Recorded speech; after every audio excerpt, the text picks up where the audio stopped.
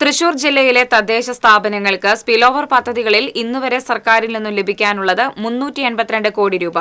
ഈ തുക എന്ന് ലഭിക്കുമെന്ന് വ്യക്തമാക്കണമെന്ന് ജില്ലാ പഞ്ചായത്ത് പ്രതിപക്ഷ നേതാവും ഡിസിസി വൈസ് പ്രസിഡന്റുമായ അഡ്വക്കേറ്റ് ജോസഫ് ടാജറ്റ് ആവശ്യപ്പെട്ടു.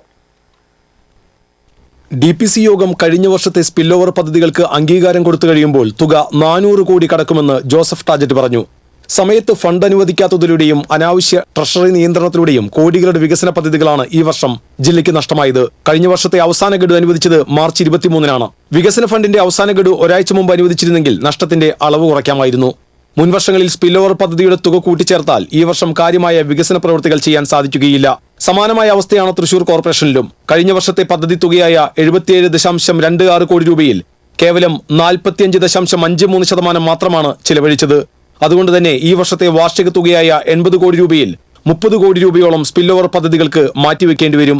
ഇതേ രീതിയിലാണ് ജില്ലയിലെ ബ്ലോക്ക് ഗ്രാമപഞ്ചായത്തുകൾക്കും മുനിസിപ്പാലിറ്റികൾക്കും നഷ്ടം നേരിടേണ്ടി വരികയെന്ന് ജോസഫ് ടാജറ്റ് പറഞ്ഞു. സർക്കാരിന്റെ സാമ്പത്തിക ക്രമക്കേട് കൊണ്ട് മാത്രമാണ് ജില്ലയ്ക്ക് ഈ അവസ്ഥയുണ്ടായത്. സർക്കാർ അധികാര വികേന്ദ്രീകരണത്തിന് പകരം അധികാര കേന്ദ്രീകരണം നടത്തുകയാണ്. താഴെത്തട്ടിൽ വികസനം എത്തിക്കുകയെന്ന ലക്ഷ്യം സർക്കാർ അട്ടിമറിക്കുകയാണ്.